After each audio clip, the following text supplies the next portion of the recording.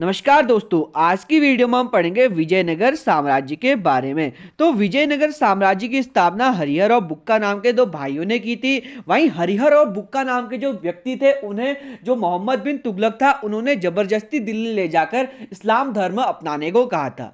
परंतु जब मोहम्मद बिन तुगलक का शासनकाल कमजोर होने लगा, उसका कार्य कम होने लगा या उसके खिलाफ बहुत सारे विद्रोह होने लगे, तो इन्होंने मौका पाकर विजयनगर साम्राज्य की स्थापना की थी।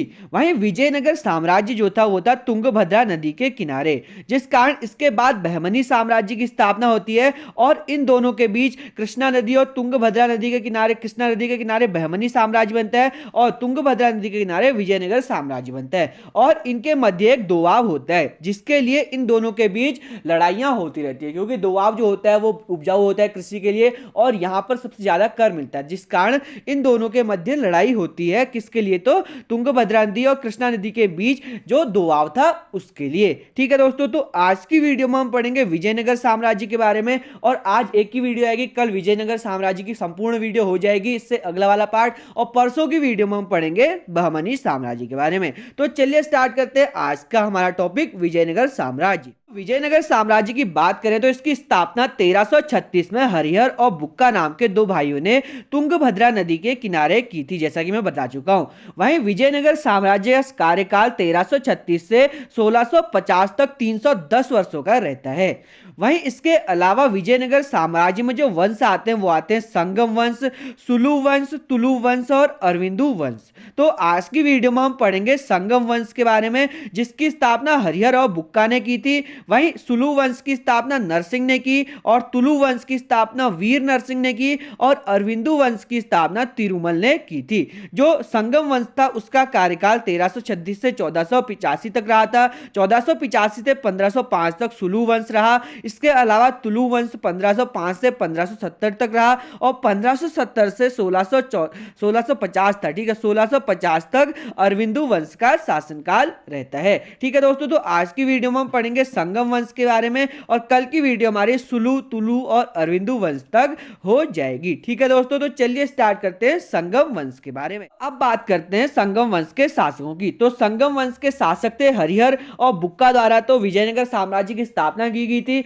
वहीं हरिहर प्रथम शासक बनता है, जो कि 1336 से 1356 तक शासन करता है। इसके बाद 1356 से 1377 तक बुक्का प्रथम शासन करता है और उसके बाद हरिहर द्वितीय 1377 से 1404 तक शासन करता है। इसके बाद इसके दो पुत्र होते हैं, जिसमें से पहला पुत्र होता है विरूपक्ष प्रथम, जो कि 1404 में शासन करता है और इसके बाद 1404 में ही 1404 से 6 तक बुक्का द्वितीय शासन करता है, जो कि किसके उत्तराधिकारी होते हैं? तो हरिहर द्वितीय के उत्तराधिकारी होते हैं।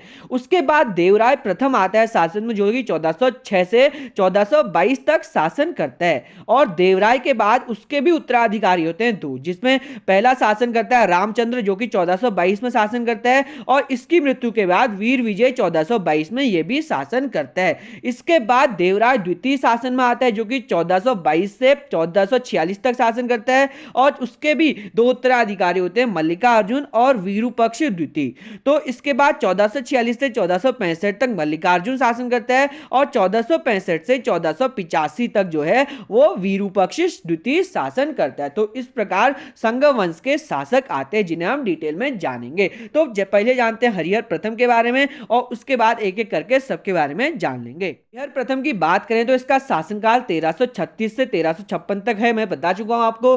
तो हरिहर प्रथम ने अपनी राजधानी अनेगुंडी में बनाई, जिसे उसने बाद में विजयनगर में स्थानांतरित किया, जिस कारण इस साम्राज्य का नाम विजयनगर साम्राज्य पड़ा था।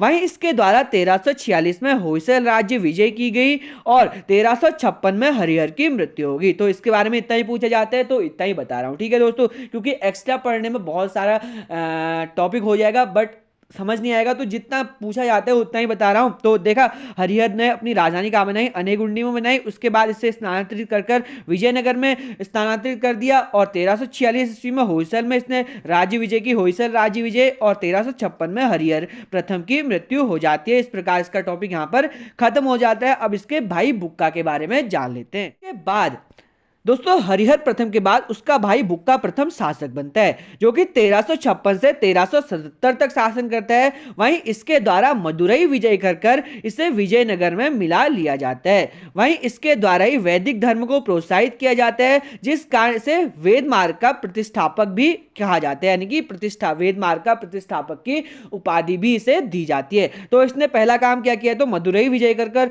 उसे विजयनगर में मिला लिया। वहीं वैदिक धर्म को प्रोत्साहित किया गया, जिस कारण से वेद मार्ग का प्रतिष्ठापक भी कहा जाता है। ठीक है, अब इसके अगले शासक हरिहर द्वितीय के बारे में जानते हैं। करते हैं हरिहर द्वितीय, क्योंकि यह बहुत प्रतापी राजा था, जिस कारण इसके बारे में कुछ अधिक पढ़ने को मिलता है। तो इसके द्वारा महाराजा धीराज की उपाधि धारण की जाती है।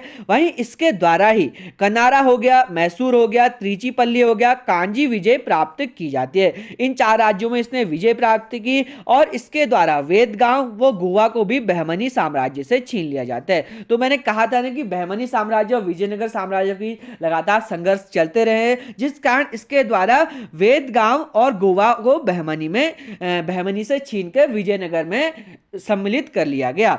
इसके अलावा इसके द्वारा ही श्रीलंका के शासक से भी कर वसूल किया गया। अगर आपके पेपर में पूछा जाता है कि कौन से शासक ने श्रीलंका के शासकों से भी कर वसूल किया, तो वो थे हरिहर द्वितीय, जिनका शासनकाल 1377 से 1404 तक रहा है।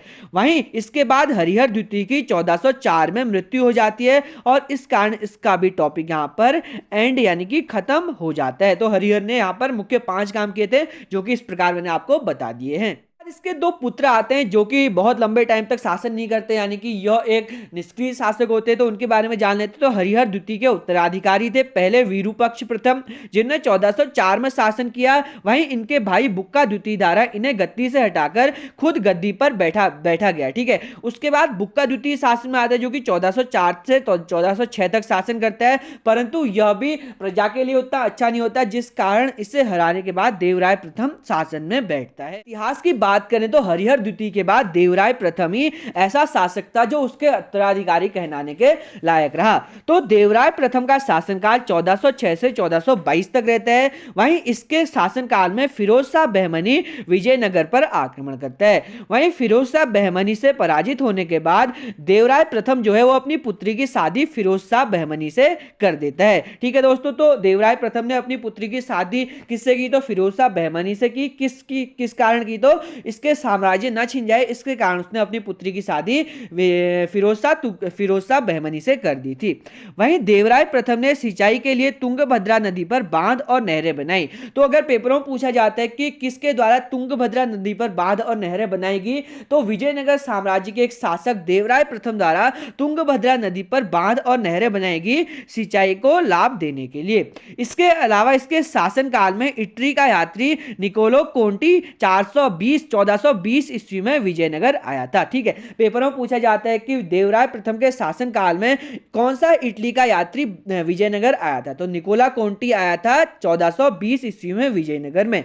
वहीं इसके दरबारी कवि का नाम था श्रीनाथ, जो कि बहुत प्रसिद्ध कवि थे। ठीक है, इसके दरबार के प्रसिद्ध कवि थे श्रीनाथ। वहीं देवराय प्रथम की जो मृत्यु होती है वो 1422 ईस्वी में होती है, जिस कारण देवराय प्रथम का टॉपिक भी यहां पर समाप्त हो जाता है। ठीक है दोस्तों, तो हमने पढ़ा देवराय प्रथम के बारे में। 1406 से 1422 तक इसका शासनकाल रहता है।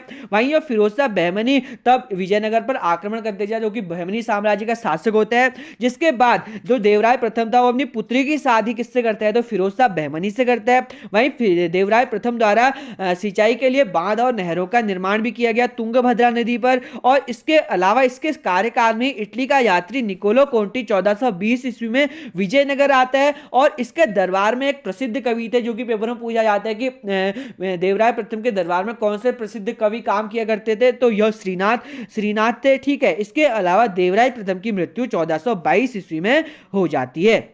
दोस्तों देवराय प्रथम के बाद उसके 2 उत्तराधिकारी आते हैं, जिसमें पहला था रामचंद्र और दूसरा था वीर विजय।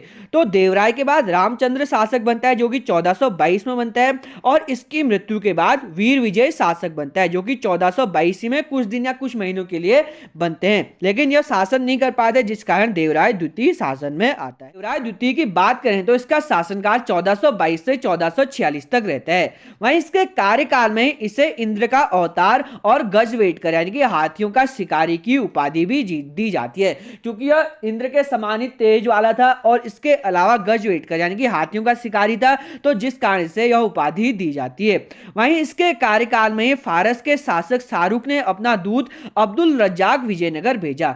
तो फारस के शासक अब्दुल रज्जाक ने अपना दूत किसके कार्यकाल में भेजा, तो आता है तो देवराय द्वितीय के कार्यकाल में आता है, और उसके दूत का नाम क्या था, तो अब्दुल रज्जाक उसके दूत का नाम था।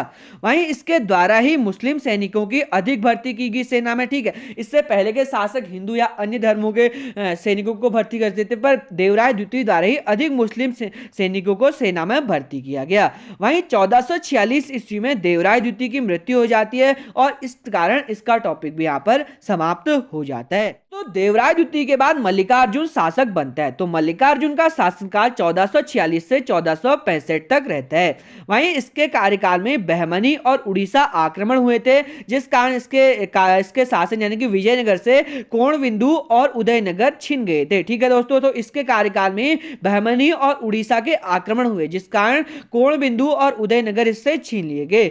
वहीं उड़ीसा के गजपतियों ने इसे बुरी तरह पराजित कर दिया। ठीक है, उड़ीसा आक्रमण हुआ था तो वहां के जो गजपति शासक थे उन्होंने इसे बुरी तरह पराजित कर दिया था, जिस कारण नरसिंह सालू मल्लिकार्जुन का सामंत था। और उस टाइम पर जो नरसिंह सालू था वो मल्लिकार्जुन का सामंत था, और चंद्रगिरी के नरसिंह सालू ने उसका शासन छीनकर यहां से सालू वंश स्टार्ट हो जाता है। पर इसके बाद एक और शासन आता है जिसके बारे में हम जानेंगे, शासक आता है सॉरी। ठीक है, तो नरसिंह सालू ने मल्लिकार्जुन का शासक था, जिस कारण उसने उस पर आक्रमण किया। ठीक है दोस्तों, उस पर आक्रमण किया मल्लिकार्जुन पर और उसका शासन छीन लिया गया। और इस कारण इसके बाद एक और शासक आता है, पर नरसिंह सालू द्वारा यहां से अपने यानी कि अगला शासन कौन सा, सुलू वंश की स्थापना कर ली जाती है। और एक औपचारिक रूप से विरूपक्ष द्वितीय शासन बनता है, जो कि 1465 से 1485 तक शासन बनता है। वहीं यह संगम वंश का अंतिम शासक होता है। वहीं 1485 ईस्वी में इसकी हत्या कर दी जाती है, जिसके बाद संगम वंश समाप्त हो जाता है